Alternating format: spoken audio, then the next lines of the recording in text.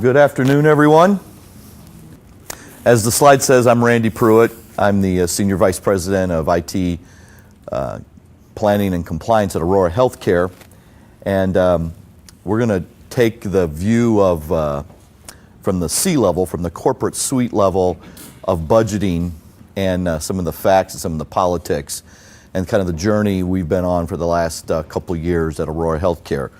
But by way of starters, let's just talk a bit about Aurora. Aurora is an integrated health delivery system, so we own hospitals and clinics. So we have 15 hospitals. We're headquartered in Milwaukee, Wisconsin. We have 15 hospitals across the state of Wisconsin, 150 clinics, 70 pharmacies, pretty sizable operation, 38,000 employees, all pretty concentrated within about a 250-mile radius. So we have a large concentration in and around Milwaukee. The IT staff's about 620 people, to give you a feel for the size of the IT staff. And I put down here that we had a new CIO, Preston Simons, who started in October 2015. That date's important because if you think about it, you know, what's usually going on in the October timeframe, and it's usually budget season, right? It's kind of the end of the year and budget season and getting ready to try to lock down and go into board level presentations. So that date's kind of important as we go forward. So he shows up October 15th. First thing someone says to him is, cut the IT budget. Right? New guy, probably spending too, everyone's perceived either spending too much or not getting any value, cut the IT budget. His response was, sure, you know, I'm a corporate officer, I'm all about corporate profitability. What don't you want us to do? And that's an important phrase because it was the first time that at least in recent history, that anyone at that corporation had been told what don't you want us to do versus what percentage do you want us to cut the budget, right? So with that, the other circumstances that he was facing was that there was a variety of different struggles, let's say, or challenges within IT. There was a lot of deferred maintenance, largely phone systems. We had 137 different phone systems, many of them off maintenance.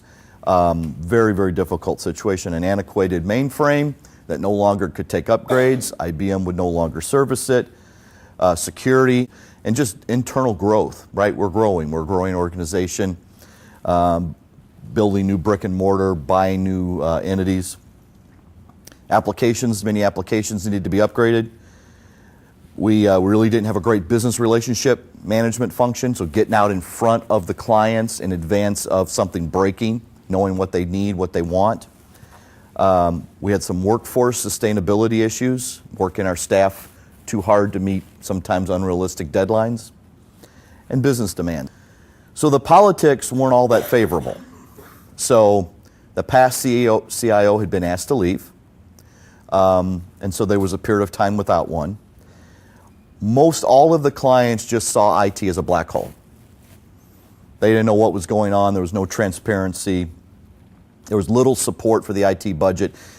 And instead of the clients thinking that IT money was something for their benefit, it was something that they gave to IT. And so therefore their feelings were, IT, we gave you all that money, why can't you support us, right? What are you doing, IT? We gave you all that money, what are you doing for us? Like most places, probably the business demands far exceeded the resources. We had tons of business demands, so there was a lot of unhappy customers, right? Because they saw this as a lot of money and their demands weren't getting met. Unclear priorities.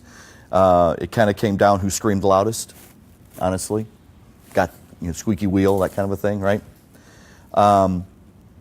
There was kind of this culture of going ahead and saying yes. You know, if you underdelivered, well, just there was all kinds of reasons why you underdelivered. So it was kind of a culture of that.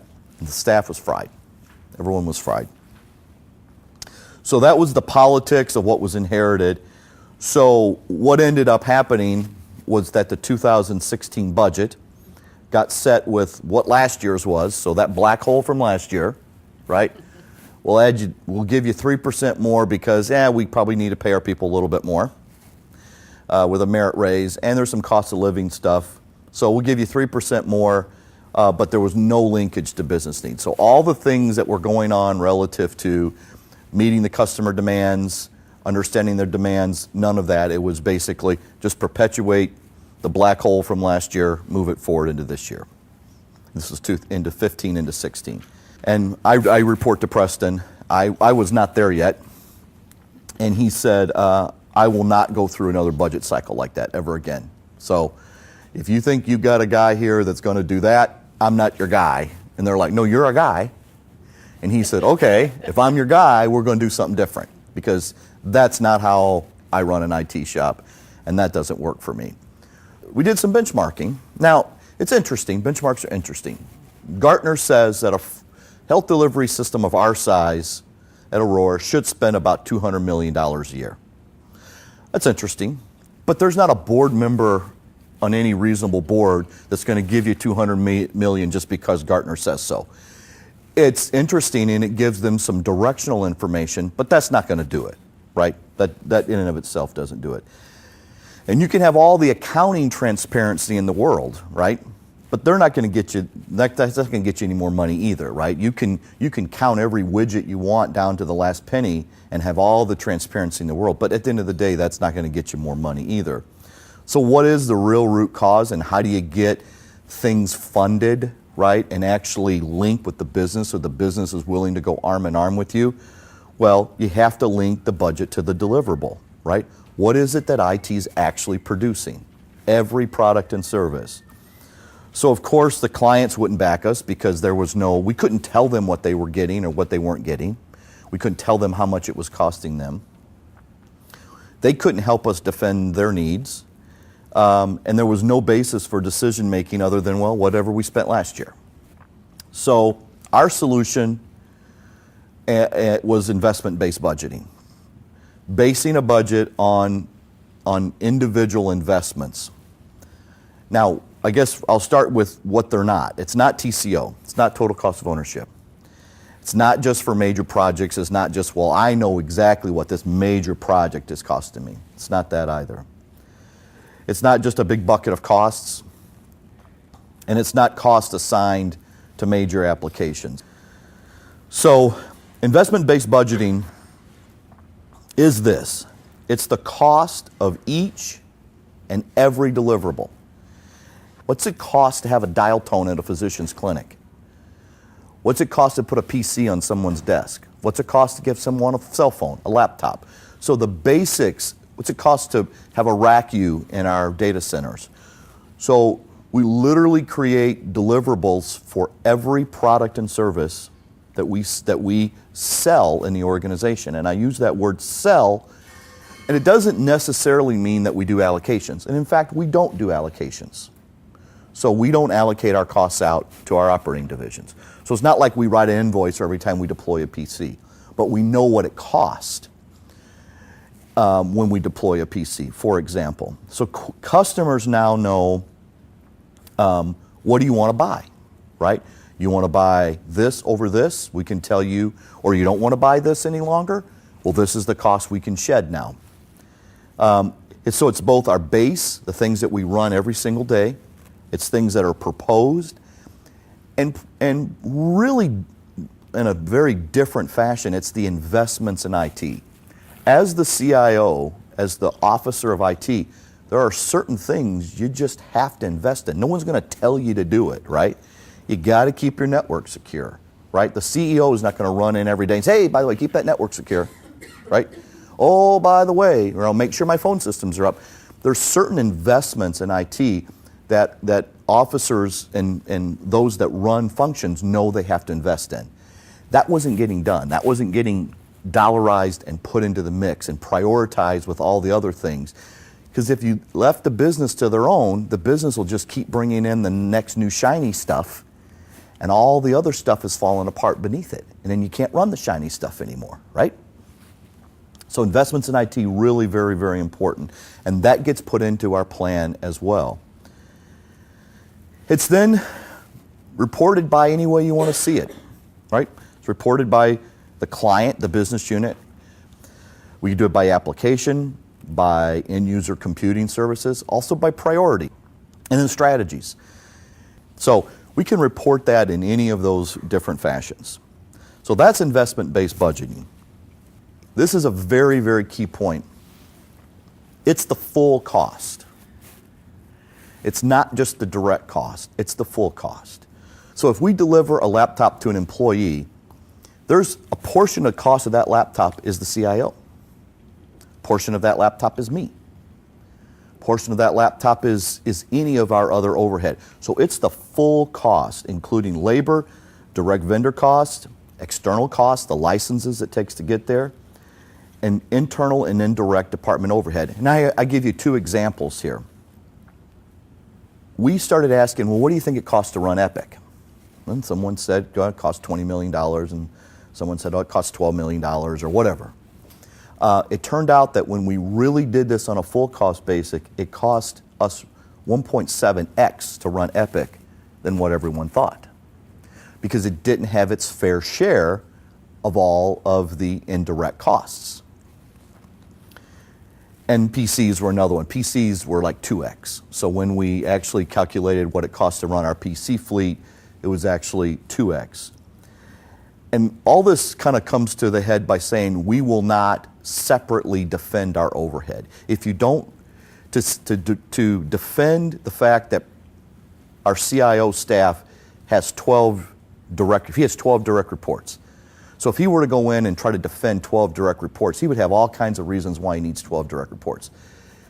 He doesn't defend the 12 direct reports. He defends the cost of the deliverable that, and those 12 direct reports costs are built into those deliverables. So a very different view. We're not defending our overhead separately. We're not pulling it out and letting it stand out like a, on its side. We're making it part of our deliverables that we're selling to our customers. So how'd we do it? We acquired a tool and we acquired a process. So in our case, we chose a tool called Full Cost by NDMA. And that tool gives us the ability to deploy, and that comes along with a process as well. The tool is highly deployable to all of our business unit managers in IT that actually have a budget, run a budget, gives them the ability to build an operational plan. This is not building a budget. This is building an operational plan. A plan that says, this is what I plan to do next year in the form of deliverables, not in the form of what is it that I'm going to spend next year. Because if you talk about what you're going to spend next year, the business eyes just glaze over, right? I don't know, you spend $2, $3, $12, but if you tell the business, this is what I intend to do for you next year in the form of deliverables, then that resonates. They can say, yeah, I want that. No, I don't know that. I don't want that. Or I don't even know what that is, right? And we've had all of those experiences, and when we actually turned it in to deliverable base. And what ends up happening is that your budget becomes the byproduct of that operational plan. You get the budget. Once you define all your operational elements, define the deliverables that you're going to produce and lay the associated cost onto those deliverables, the budget becomes the byproduct. So what goes into building an operational plan? We engaged our entire IT leadership team, in our case about 55, 60 folks. Anyone, we call them bums, business unit managers. So the bums are really those that have responsibility for specific deliverables. We define the line of business. We define a service catalog. What is the demand forecast? What are customers asking to buy from us? Including internal sales. So for example, one of my responsibilities is I have the PMO under me. So I have project managers that I sell to other IT groups inside of Aurora IT. So that's an internal sale. The staffing plan, what's the staff you're going to have? External costs, consulting, license fees, whatever those may be. Internal services, things that you buy from other parts of Aurora. Revenues, things that you might get. We have a lot of third parties that we sell our services to from a partnership perspective. So any revenue you might be getting in. And then ultimately scrutiny, right? Making sure that this is really the deliverables that we that one, IT needs to do to sustain itself, and what our customers want. That process took us February to November last year. So it took us a while. It was our first year. So it was a lot to do, a lot of definitional things to do, got to get our product catalog situated. Each year we expect that to get easier, and in fact this year's experience is it has gotten easier and it has gotten shorter in time frame. But because it went February to December, we actually ended up too late for our corporate deadlines. The clients really didn't have sufficient time to really get all of their business needs in and get them defended in the first year. But we were able to achieve a significant increase to the tune of about 30% increase over our prior year operating budget. And we don't think that was just a fluke. Our revenues as a corporation did not go up that much, but it was that visibility that we were able to give, that transparency, that tie to the deliverable, because then you could sit down, we sat down with the various executives and we said, so you don't want to do this? Oh no, we got to do that. Oh, so you don't think we need that? Oh no, I need that. And once they started seeing that and they were able to see what it actually cost, and we could defend those costs and show them the components of it, we were able to really achieve a significant increase in the amount of investment that the corporation decided to put into IT. For the first time, we can tell that board what specific needs there are and where, as a corporation, they need to spend more money, more investment in IT, and the consequences if they don't. And that was a marked difference. And so finance reluctantly went along with it, but it was, the kind of the proof was in the pudding, so to speak, right? It really actually worked out real well. Candidly, they could no longer just say, cut the budget. They couldn't do that anymore, right? Because now it was, okay, I will, but what is it that you don't want? Well, finance would say, well, I can't make that decision. Well, we in IT can no more make that decision than you can, right? The business has to make that decision. We are there to serve the business. If I can't cut the budget by 4, 5, 6%, whatever it is, if I can't and you can't, who can? Well, the business can by choosing not to buy something. But they have to understand what it is that they're doing or not doing. This is the actual slide that I used and took to the board. This blue bucket here really represented business as usual, keep the lights on, and business as usual mandatory projects. So these had tons and tons of deliverables associated with them, and they basically were a way for us to explain to the business, hey, if you don't do anything, we don't build a new building, we don't expand another clinic, we don't acquire another doctor's office, we don't do anything but run what we have, folks, that's what it's going to cost you to do it. That really resulted in this last year plus 3%. So this has been a festering problem forever how many years you've done last year plus 3%. So harder to get people. We're not sustaining our people. We're working them greater than 40 hours a week on a planned basis. We all know we're going to work greater than 40 hours a week, but this is on a planned basis, right? We know there's growth. You're not adjusting for one-time investments to support business needs. Every year our system grows by a couple thousand people. Those 1,000 people, 2,000 or 3,000 people, it's not free, right? Not free for them to join. Deferred maintenance, things that you haven't done, haven't upgraded to the latest version of Microsoft, hasn't upgraded to the latest version of Windows, right? All those kind of non-glamorous things that no one really wants to spend money on, especially when you have a footprint as large as ours, multi-million dollars to buy, new office. But if you don't do it, you'll ultimately create a security risk for yourself, ultimately create a compatibility issue for yourself. So deferred maintenance, and in our case, we had some phones and networks. And then safety and reliability, things around business continuity, compliance, things of that nature. So we said, hey, you haven't done any of this stuff. Forget all of the strategy-driven projects, right? We'd love to do these strategy-driven projects, but you're not even doing this gray stuff right now, okay? You're only doing this. That really resonated. So we showed them that picture. It had numbers on it. I took the numbers off for this presentation. Had numbers on it.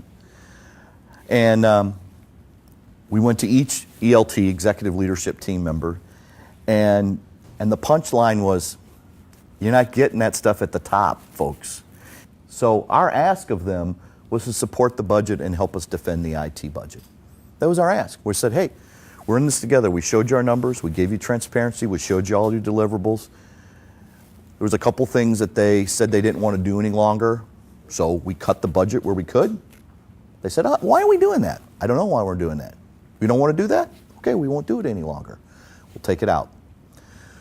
But there was a lot of things that they didn't know we were doing, and a lot of things that IT was doing that they didn't know was to their benefit. So we asked them to go kind of arm in arm with us and defend the IT budget. So here were their reactions. So these are executive level C-suite folks. These are our head of our chief operating officer, chief of staff, chief financial officer, chief human resource officer, that level of folks. These were some of their reactions. This first one came from our chief operating officer, because he's running the day-to-day show. He gets it, right? And he said, why would I put shiny new wheels on a car with a failing engine? So that was his view of it, which was actually spot on. He really got it, right? So I hear my staff in my ear over here talking about how I want mobility, I want the doctors and nurses to, have all this new cool technology. Of course we do, right? That's what distinguishes our services. But if I can't pick up the phone and get a dial tone, what am I really doing? Finance said, now we know how much we'll need for budget in our budget for growth. This was a key point for finance, because finance would pull together the plan every year and they would say, our headcount's going from 35,000 to 38,000. There's 3,000 new caregivers. What is the right amount of budget to give to IT for that growth? They never had those metrics before. Now we were able to tell them that. The CEO, he sat down with us and he said, I get it. IT's underfunded. And he said, we will correct this. We'll get there, but it's going to take us a couple years, right? We have to figure out, we have to bite this off in pieces, but we'll get there. And then he looked across at Preston. He goes, this is exactly why we brought you here.